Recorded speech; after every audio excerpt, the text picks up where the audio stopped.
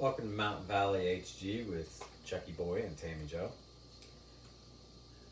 This is day 7 of our Jessie Tree. Now we had Adam, who had a son named Seth. And Seth had a great grandson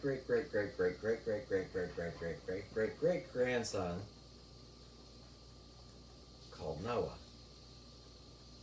And Noah had a son called Shem. And Shem had a great grandson called Abraham. And Abraham had a son called Isaac. And Isaac had a grandson called Jacob. Jacob's name was later changed by God to Israel. Now Israel was a busy man. He had 12 sons. And if you know anything about them, you can almost guess what our ornament is going to be tonight. Because you see, his youngest son was his favorite. And as a gift to his youngest son, he gave a coat of many colors. And let's see if I can get this up here. There we go. And his name was Joseph.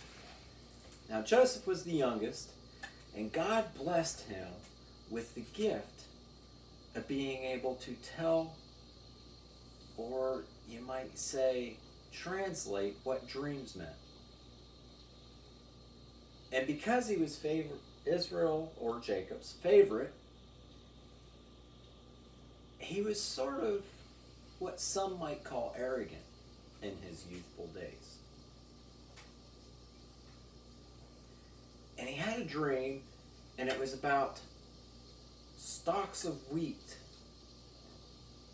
bowing down, and they were his brothers and his fathers, and they all bowed down to his stalk of wheat.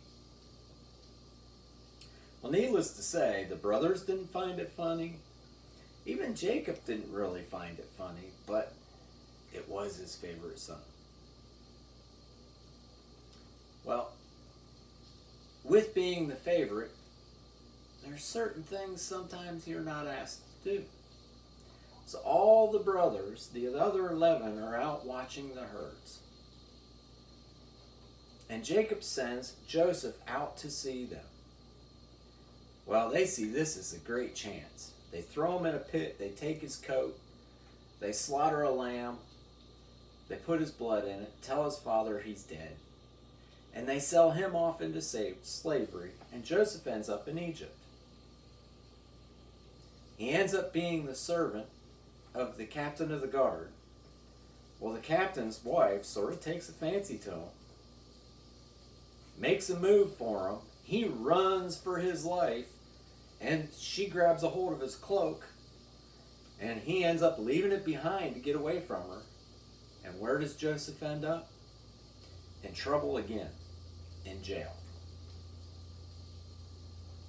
Well, while in jail, Joseph tells a couple of the prisoners' dreams, the cupbearer and the baker,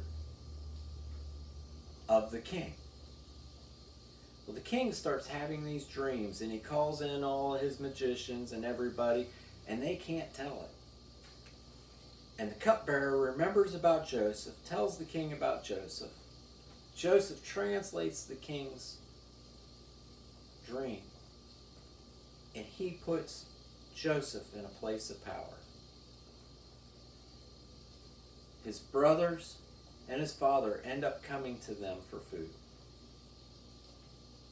You see, sometimes, even though when bad things are happening to us, sometimes God turns them into good things. And as we live this holiday season, not everything's going to go right. Sometimes things are not going to be perfect.